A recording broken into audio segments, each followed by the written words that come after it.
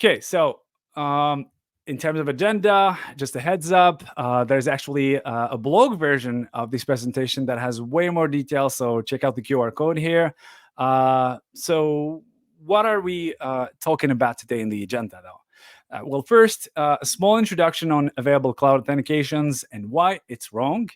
In section 2, we'll explore life before and after OAuth protocol creation, including terminology and the workflow. And in section 3, I'll dive into OIDC and what it brings on the table on top of OAuth, as long as the workflow, some additional concepts, the tokens, etc. All right. In the last part, we'll describe how OIDC is used in GitHub Actions and the available methods for each provider, being GCP, Azure, AWS. But we'll do a little focus in our demo on AWS, obviously, and finally a Q&A if we have time. But before we start, I want to draw your attention on few numbers when talking about secret sprawl in GitHubs, thanks to a report from GitGuardian, where in 2023, there was more than 12 million credentials accessible from GitHub. That's 7 out of every 1,000 commits to GitHub, spilling secrets, putting applications and businesses at serious risk. This is the shocking truth exposed every year, which makes it clear that the hard-coded secrets scattered across environments are becoming one of the biggest, if not the biggest threat for enterprises, users, and even states. And these incidents don't just hit small businesses, but also big corporations like Uber, NVIDIA, LastPass, Samsung, you name it, Dropbox, even Okta, that's supposed to be specialized in authentication, right? Crazy. And more than 90% of these secrets remain valid 5 days after being leaked. 5 days is a long time for hackers continuously monitoring GitHub, right? But guess what?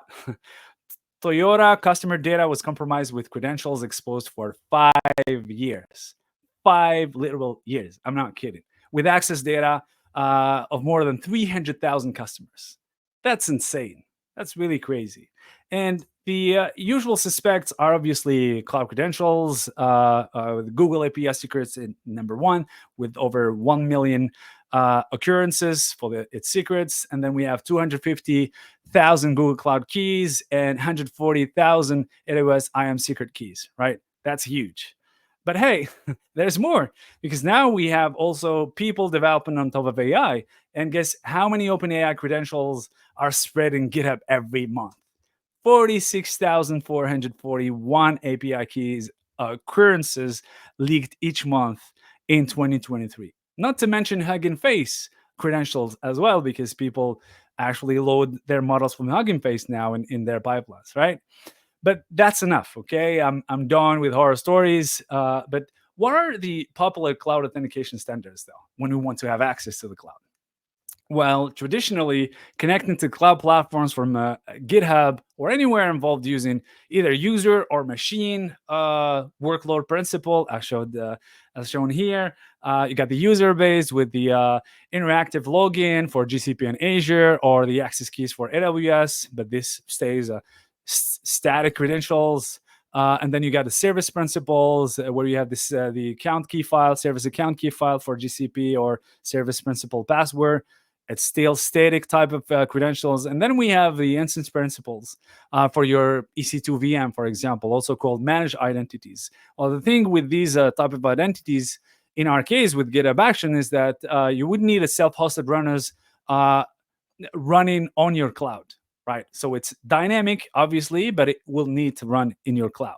And then you got the assumed roles. I call them semi-dynamic, and I'll explain why. And one of the examples is the app role from HashiCorp Vault, right? But why are these authentications wrong or risky in GitHub? Well, simply because short-lived is good and static or long-lived is bad, right? Because, for example, static credentials, they never expire, right? They stay there forever. And that increases the vulnerability surface in case of leaks, right? So like you never safe once they're leaked. And then you got a lot of management overhead, because you need to manage the storage of these credentials, the rotation, and that's a lot of work for your ops team. right? And even the cloud instance principle, as I explained earlier, the thing is the self-hosted runners will need to play in every of your cloud if you have a multi-cloud environment where you want to deploy to every cloud, right? Which is an overkill, right? And even the dynamic secrets that I talked about, I said semi dynamic, like app role for Vault, they require static credentials to enable the feature, right? In order to have access to AWS secret engine, you would need to give that secret to your Vault, right? So all of these are making things hard, to deploy safely, right? So now that we actually explained, we've got the why it's wrong covered. Let's get back to the Stone Age before OIDC or before OAuth, right? Remember Farmville in Facebook? For those who are old enough. Well, in the old days, apps like Farmville required your Facebook username and password in order to play forever. So you're not only letting them access your account once, but they can keep the credentials forever. And that's like even a shady dude, your apartment key, hoping he want to throw a crazy or wild party and then make copies for his friends and come back hunt you one day, right? That's kind of Airbnb though. Anyway, it's insane, right? This is insane. Why? Because you pay to play and you bring to yourself risks and a bunch of risk. One of them is impersonation. Someone may pose as the user, right? And request the resource. You got phishing attacks. You got app with full scope access to your account or resources. I don't know if you remember, but these applications, similar to Farmville, not really Farmville, they could write on your Facebook wall back in the days. They can text your friends, right? I don't know if you remember too, but me, I used to have every week one of my friends just posting in his wall, telling everybody in his network, "Hey, please, I've been hacked. Please don't interact with the post this week, especially those with suggestive pictures." Right? So it's kind of insane. It was really the wild west back in the days. So the question is, how to let a third-party app access user data without giving up your user and password, right? Well, that's exactly what OAuth came to address using delegation. So delegation is a secret weapon.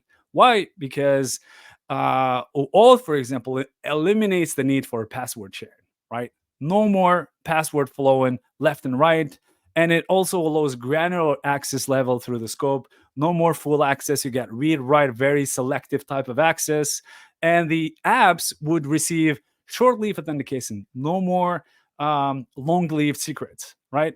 To the target data, right? And this is done through delegated access with simple user consent, right? So delegation is a process in which an owner authorizes a service provider to perform tasks or access resources, on the owner's behalf. And Google, for instance, went even further because Google has zillion services. We all know Gmail, YouTube, Google Drive, etc. Before it kills it. So instead of having authentication in each of their apps, they redirected all their apps login URLs into a single OAuth endpoint portal endpoint, and that's accounts.google.com. As you can see here, right, when you connect to your YouTube, logging into your Gmail, you're not really logging into your Gmail, you're logging into accounts.google.com portal. And then once you have confirmed the access, boom, it will redirect you to the service in question. And you have a read-only, read-write type of scoped access, and you can revoke access anytime. So it's really, really practical, right, using the delegated access. So we said that the OAuth 2 is an authorization framework that allows third-party applications to access HTTP service on behalf of a resource owner via the user consent. But let's talk a bit about terminology, though. So in OAuth terminology, we have something called actors or roles, right? We have OAuth roles, right? And we have 4 here. So one of them, the first one is resource owner. Resource owner is you, right? Or the owner of the identity, the data, the resources, etc. Right? This is the resource owner, right? And then you get the client or the application. That's actually the application that wants to use your resources on behalf of you or on behalf of the resource owner. Like, for example, GitHub Action would need to use a resource on behalf of an account in a cloud provider, right? And then you have the authorization server. The authorization server is a service that manages resource owner authorization in the target platform. It could be like Active Directory. So it decides if you have the right to use the resources on behalf of the owner or not, right? And after that, you get the resource server. That's like the target resource that the application wants to have access or manage on behalf of the owner that is allowing to use manage resources. So it could be like Azure API, GCP API, AWS, or any cloud provider, or even on premise, or any endpoint, API endpoint, for that matter. So oftentimes you can have the authorization server and the resource server in the same location. For example, in the cloud, on Google or AWS. But sometimes you may have the authorization server stored somewhere else and like in separate location than the resource server. Say you delegate the authentication to Okta, but you have your resource server in-house, right? So Okta takes care of the authorization, but you still have your resources hosted in-house, right? These are the case where it can happen. Now, in terms of client types, the criteria here is whether or not secret retention is possible. You get the public client and the confidential client. So the public client is everything web related, right? It's a web page, browser, single page app, JavaScript, also mobile apps as well.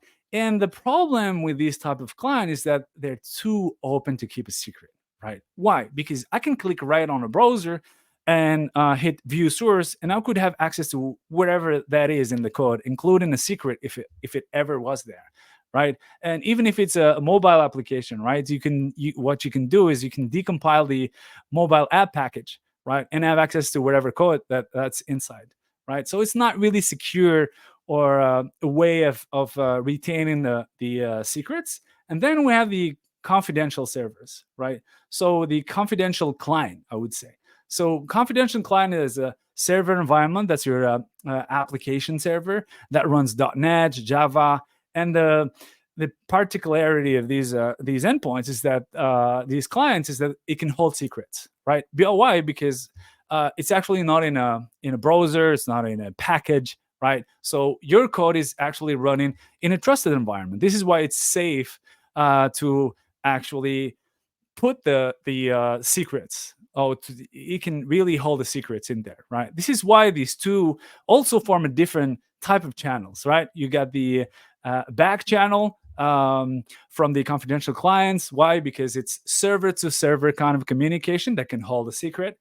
right? And we also have the front channel that we talked about, the public client, where it's more like a web to server, and you cannot actually securely contain credentials, right? Okay, so but where do we start with OAuth, right? How does that happen, right? Day one. So the first thing you need to know is that you need to register your application, right? Application registration on day one is necessary, and this is done through the authorization server to build future relationship, right? Future exchange between the client and the authorization server. As you can see here on the right side, we have actually GitHub when bringing new application in order to authenticate using OAuth, right? You can see here that you have the application name, the homepage URL. Those are all option eventually, application description. And then you have the most important info, which is the redirect URI or callback URI. So what is redirect URI?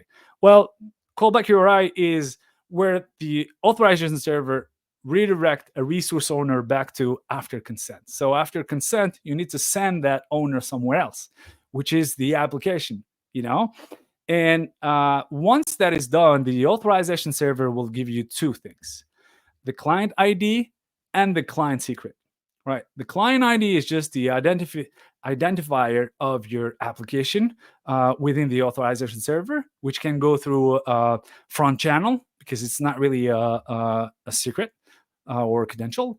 And then you got the client secret. Client secret is a password given to the authorization that is given to the client from the authorization server for private future exchange, right?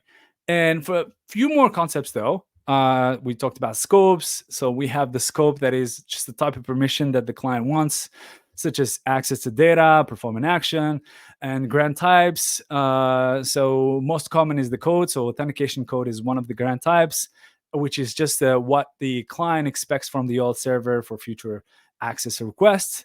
You got the consent of the owner in order to let the client to use its resources on its behalf by informing the auth server. And then, as I said, the grant type authorization code for in the future access requests. So the client will exchange with the auth server the authorization code in order to get the access token. This is why the authorization code is needed. And then we get the state. The state is a actual very interesting information because it's a random string generated by the app, not by the auth server, which allows to confirm that the auth server reply was not forged. Because during that exchange, at some point, the client would need to know in the reply of the auth server if the auth server is legit. So there was no man in the middle, there was no interception. So this is created by the client in order to make sure it's really talking to the right auth server, right? And then you got the access token, which is the holy grail, and the refresh token that is done through the auth server whenever the short-lived access key is actually expired. Okay, so this is just an example of a typical payload during the exchange between the client and the auth server. I told you about the code. So as you can see here, we have an API request. We have the grant type, the scope, the client ID, the client secret. Obviously, this goes through a back channel, server to server, because we have the authentication code. And this happens when the clients or application request for the access token. So once the authorization server checks and everything is valid, then you have the final answer from the authorization server, right, which is containing the access token, the short-lived access token. As you can see here, you have the expires in, you got the scope, and then the refresh token, etc. So if you want to play with OAuth or OIDC workflow, there's an excellent playground you can use from OAuth in this link, ooauth.com/playground. So it's really interesting and informative. You want to know each step, but I just want to show you how OAuth works here through the workflow. So we talked about the actors earlier. So we got the client, the resource server, the owner, the authorization server, right? And this happened, for example, let's say we take the application that's your client is yelp.com, right? So the first payload that is sent from the client or the application to the auth server contains information like the redirect URI, as I told you about, that is done during the app registration, the grant type, which is code, the scope, which is the resource that I want to access. Here, the resource is contacts.google.com, right? As you can see it in the resource server. And then you got the state, the random value, and the client ID. And this goes through front channel because it's not really confidential. There's no secret in it. And at that point, the auth server shows the account portal to the owner in order to give the consent, right? So if it's a yes, the owner is redirected to the app URL with the code, right? That is sent to the client back, right? So it's back a redirect to the application with the authorization code, right? And then after that, the client would send another payload, right? That would contain the code, the client ID, the client secret, the grant type, right? So with all these information, the authorization server could confirm that the consent was given to which scope, from which owner to which application, right? Once that is done, the access token is given back, right? So step 5 here, you got the token, the access token that is given back to the application, yelp.com. And once the access token, the short-lived access token is given to the client is going to send the last payload to the resource server because it wants the contacts.google.com, it wants the list of contacts. So it gives the access token through the back channel. It talks to the resource API, as you can see here in the header, the get API call. And at that point, the client will have access, like attain whatever content it wanted in the beginning, right?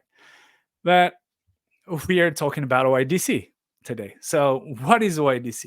Right? We've been talking about OAuth, but what is OIDC? Well, OIDC is just an authentication protocol built on top of OAuth 2 that adds the identity layer on top of it, right? So it provides the user information, brings way more metadata. It enables clients to establish the login session, right? So the OAuth 2 provides more access delegation via scoped access. It takes care of the Auth Z, right? That's delegation. And the OpenID Connect is just the authentication part and SSO on top of OAuth authorization, right? So in order maybe to summarize, so OAuth gives the application a way to make API requests to the resources, the API resource server. And the OpenID brings just the additional information about the user, ID, name, email, etc. Like brings more information about who is behind the request, right? To put this into perspective, let's say you go and check in a hotel lobby, for example. You go there, you show up, you show your ID and credit card, and then the receptionist, let's say it's authorization server, gives you back a key card. Key card is an access token, right? And then you take that card and go to the room. You swipe it on a door. That's the resource API. And then the door will open. See? The door doesn't need to know who is using the key card as long as you have the key, right? This is delegated access. It doesn't need to, and it cannot actually know who is entering the room, right? Anyone can enter with that card, right? So, well, OIDC brings exactly this last piece of the puzzle into the table by providing more information about who is behind the door with that access card. I hope it was a bit clear. So what's added with OIDC? As we said before, it's user info endpoint, right? So you can get information like ID, name, email. That's what OIDC provides. And then you got the ID token. So ID token is the core sort of content or component of OIDC, as it contains the information about the user who signed, which is provided to the client, which is the application. So this token is encoded in a and signed using JSON Web Token format. People call it JOT. Don't ask me why. Which is readable by the client, right? And something you need to remember here with OIDC flow is that we no longer have one token. We have two types of tokens. We have the ID token that's provided by the client to the auth server, and we have the access token. While the OAuth used to just have the access token being given back to the client after request, right? And then we have a set of scopes and standardized implementation as well, right? Here's an ID token example. As you can see here in the JOT token, you got the header, you got the payload with the claims. As you can see here, you got the issuer, that's accounts.google.com, the subject, the name, the audience, the expiration, the issuance time, etc. And then you got the signature, right? This is what is contained. You may have more claims, but this is more or less the format of the token that is sent to the auth server during that exchange. So in terms of workflow, we explained the OAuth workflow earlier. OIDC is not really different from OAuth, right? The only difference here is the scope in the first payload, right? Which is OpenID profile, as you can see it here highlighted in red, right? So instead of the usual profile, there's OpenID profile, very specific to OIDC, but the rest is the same, right? With the consent, the redirect, right, to the client using rollback URL, right? And one of the other difference here is that on top of all the information that are sent in the exchange, meaning code, client ID, client secret, grant type, you also have the ID token, right? Because this ID token is necessary for the auth server to confirm the identity layer, right? In order to give back the access token. And then after that, the rest is the same, the rest of the flow. The access token is used by Yelp.com to have access to profile pictures, for example, right, of your Google account. So OIDC and GitHub Actions now. So we explained OAuth, we explained OIDC, but how does OIDC work in GitHub Actions? Well, it's more or less the same. OIDC allows GitHub Actions workflow to access resource in your cloud provider using short-lived tokens for each pipeline execution. Like a workflow could be identified and can run and have a dedicated or meshed access and directly from your cloud provider, right? And the important thing to know here is that ID token, however, is managed by GitHub's identity provider, not by the cloud provider, right? So everything is done at that time from within GitHub, right, and not from the cloud provider. And the main benefits are first, seamless authentication with cloud providers with 0 secrets, so you have no more secrets to manage. You got no duplication of these secrets from GitHub to your cloud providers, like no deduplication of secrets, no secret sprawl. They're not scared anywhere, and there's no management. Like you don't have to rotate to store them, etc. And it also enables admins to rely on providers IAM for least privileged access. So you can be as granular as you want using the IAM from your cloud provider. If it has to be like one availability zone, one VM, one subnet, or one specific resource, you can have that kind of access too with OIDC, right? So in order to summarize, using OIDC and Workload Identity Federation, which we also call WIF, this will bring maximum security, minimum maintenance, because you won't have that overhead of managing the rotation, storage of your secrets, etc. Right? Which is win-win for everyone, to be honest. Right. So how does that work in terms of step? We already talked about day one. Day one is the app registration, right? So this is the first step you would need, setting up the OIDC trust in your cloud provider, and this happens through configuring GitHub's OIDC as a federated identity, then attach whatever IAM role necessary mapped to that workload identity, and after that, you can start updating your workflow with the right action in order to authenticate using ID token from GitHub, right? The workflow is pretty simple as well, right? As we can see here, we have the OIDC trust that was done. Day one app registration inside the providers on the left side. That's required. And once that's done, you can start to use your workflow in GitHub Actions pipeline, right? So step one would be your action workflow requesting the OIDC token from your OIDC provider, which is the GitHub ID provider. And once the ID provider from GitHub will give back that to your action, your pipeline will actually send the ID token, OIDC token, plus the role to assume, right? Once it sends these kind of information, the authorization server within your cloud provider will confirm that OIDC identity matches, it exists in the cloud provider, and also is attached to the same type of role that you're claiming in your request. Once that relationship trust is confirmed, it provides back a short-lived access token to Actions workflow, and then your pipeline from then could use it in order to have access to the resources within your cloud provider. As we said, it could be AWS, Alibaba, Oracle Cloud, Google, Azure, you name it, right? So this is more or less how it works to the GitHub Actions. So we can talk now about each different provider.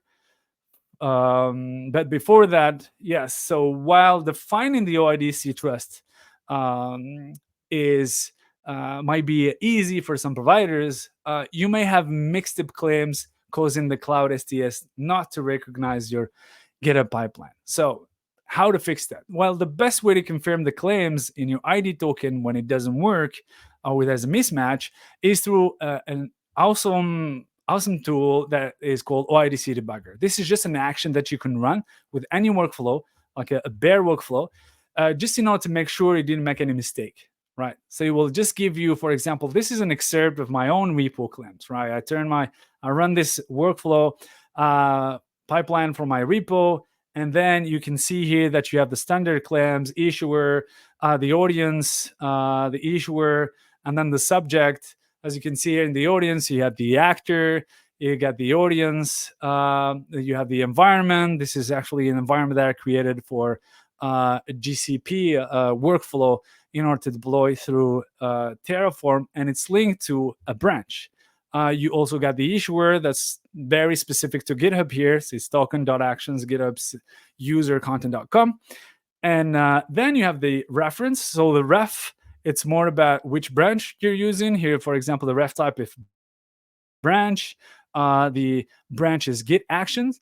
The repo is brokdba/terraform examples, right? And you got the subject. So the subject usually is the fastest way to create your workload federated identity linked to your GitHub action or any other web identity, actually. Because you can see here in the subject that it contains my repo, which is brokdba terraform examples, but then I can add the environment. I told you earlier that my environment is linked to the branch, so I don't need to use any repo ref in my claim when creating my identity if I just use the subject, because it's really containing everything. It's super compact, and you can see here that you have the workflow as well, because I run the token, so you can also extract the workflow name. Even the workflow can have a matched identity, right?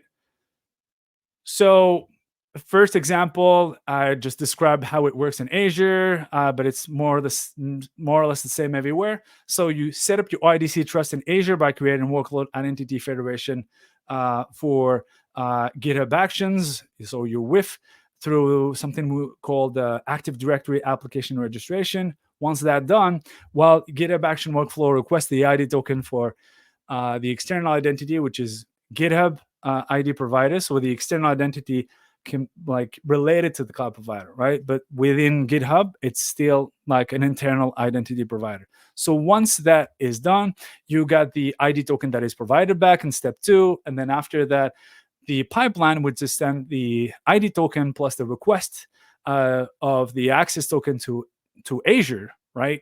Authorization server. And then the authorization server or AD will check, or Entra will check the trust relationship and validates the ID token. And after that, if everything checks out, it gives back the access token. And from that, your pipeline could deploy, could destroy, could manage, could update using Terraform or using CLI or SDK or whatever you want.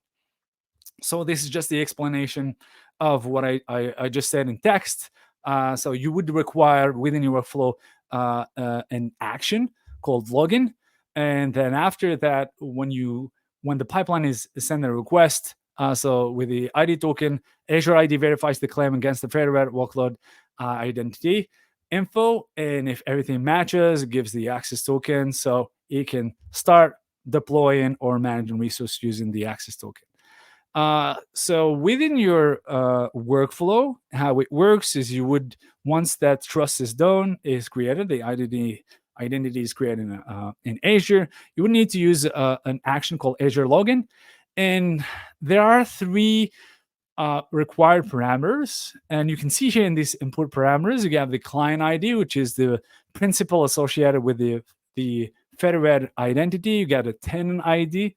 That is associated also to the your workload identity, the federated identity, and the subscription ID. So none of these informations are secrets, right? These are more like metadata, because the identification of your workflow or your workload is within the pipeline itself, right? These are just additional data, but they're not secrets, right? And the prerequisites are setting up the OIDC trust, as I said before, in the cloud provider. That federated identity needs to exist. And you also need to set the permission of the ID token equal to write. Why? Because ID token permission is write as it's the only way for the action to create a JOT token, the ID token, right? So if you want to create an ID token to send it to the cloud provider, you need to have that permission to set to write. But you don't necessarily need to put it at workflow level. It could be just a job where you need the access that you set this parameter to write. And as an example here, say you're within your workflow, you call the action that is called Azure /login at V1. You can see here that I used client ID, tenant ID, subscription ID as secrets, but it's not necessary. As I said, the identity is within the workflow, right? If you're in a private repo, you can put variables if you want to, right? But I'm security freak, so I use everything through secrets. But this is more or less how it works. Like all these informations are just metadata. You send it. There is no secret to manage in your environments. You can scan as much as you can. There would never be any access key or password that is detected, right? AWS is more or less the same. I'm just going to focus on step 5 here, where you can see that the STS from the IAM AWS STS will just confirm the verify the token allowed to assume the requested role, right? And after that, we'll just give back the short-lived access token to your pipeline, right? Same thing here. It has a special name, so in your workflow, you got to define the action, and then at some point, step 5, AWS will validate your ID token and also the requested role that is supposed to match that identity before sending the access token. Within your workflow, as I said, you always have the input parameters. These are not secrets. With regard to AWS, you would need the role to assume, right? As you can see here, it's just the web identity role, just the RN number. Once you create the role for your identity, and then you have the role session name, the default GitHub action, so it could be just plain text if you want to, and the AWS region that is known to everyone, right? It's like public content. The prereqs are the same. So as an example here, you can see what I used here as, because I created one for every cloud provider so far, 3 of them. The role to assume, I put that as a secret just because I wanted to, because my repo is public. But the role session name, I kept it to var because the default is known by everyone. Same thing for the AWS region, right? It was set in my environment. So for Google, I didn't want to explain the workflow, but they have the action. And here you got only 2 input parameters, right? It was harder for me to create the workload identity because they have 2 ways of doing it, using principal and principals, right? So you got to make sure like you're not getting mistaken when you use your claim. But anyway, the first parameter is workload identity provider, which is the full ID of your workload IDP. The format is more or less projects, number, location, global, workload identity pool. You would have to create that pool. I call it a GitHub pool, and then provider, name the provider. Then you get the service account, which is just the email address of the GCP service account. Prereqs, pretty much the same. So the action is called Google GitHub action /auth v1. As you can see here, I used workload identity provider as a secret. Same thing for the service account. Token format is not really necessary because the default value is access token. So we're good. And right now, I think it's time for our demo. You got the blog version here, so you can scan the QR code when I'm looking for that page with the example. We're just gonna sift through the AWS example because we don't have time to try all the providers, but I'm just going to give you a small example. So this is actually the action itself, right? You can go to AWS Actions, configure AWS credentials, right? But I'm going to talk to you about the day 1 action, right? You need to create the establish the trust. How do we do that? We go to the console of AWS. We try to create the identity provider, which is an OIDC identity provider. You can see here that I created it already, but in case you want to create from scratch, you can do this, right? Provide a name. Wait, you can go back here. See, I want to copy it. For example, you can see that there are 2 identities format that I can choose from. You get the SAML, you get the OpenID Connect, right? So if you have OpenID Connect, it will always give you like the URL. You have to give the URL of the provider, right? And this is my provider, right? So I have to add it right after this. This is exactly what I did. When I click on it, you can see that there's an RN that is sort of generated after registering this OIDC provider, and you got the audience, which is the auth server that would have to check the ID token, the OIDC token. That is the default one, which is the Amazon AWS.com STS. But here we created the identity provider, but there is no role attached to it, right? It cannot do anything. Can be identified, but there's no authorization. So I go back to the roles. I need to create a new role, and here we'd have to select something. For example, here my policy is full access to EC2, right? Right, full access to EC2. So this is more or less my policy, but then I have to sort of add the link between this role, this is the assumed role, and the identity. So where do we do that? It's through editing the or creating the trust relationship, right? The trust policy is this. So first, you define your principal, which is a federated web identity. You give the RN of your identity, and then in terms of action, it's assume role web identity, and the condition strings equal here. I'm just sifting through the claims that I showed you in my ID token, right? So the audience is stsamazon.com, and then you got the subject, right? The .sub here, that is just a repo plus my environment, right? So it's pretty simple with AWS. And let's go back to GitHub action, to our GitHub repo, right? So we have this repo in here. The branch is git action, and my deployment is within AWS. And this is more or less create VPC subfolder with a Terraform config. But then I need to create a workflow. So our workflow is in here. Again, pretty simple. I define a workflow event trigger, which is a push. So anytime I commit, then this will trigger. And then I define the path. So anytime I actually change anything within this folder with the TF extension, my pipeline will actually kick in, right? And then we have some environments. That's like the environment for Terraform. Then the stack dir is just like the location, this exact location, right? And if you want me to go through the details here, maybe I can zoom in, but in order to be, yes. So here, it's the same workflow, but I just want to explain to you what it does. At some point, I will, in the init, for example, I would just run the checkout of the repo and style Terraform, and then I want to run the init, as you can see here, init, Terraform format, validate, and then here I would like to have the access. So I use that action I told you about. I use the role to assume. As you can see here, it's secret session name. I just put like plain text because it's my session. You can give him anything. And then the region, which is a variable, right? And then I added like a small task, like a small sort of execution or shell command through STS just to confirm that I'm logged in, right? And if you can see here that these two variables were created in the environment. You can see I created a new environment. I called it AWS Labs. And then I linked it to Git action branch.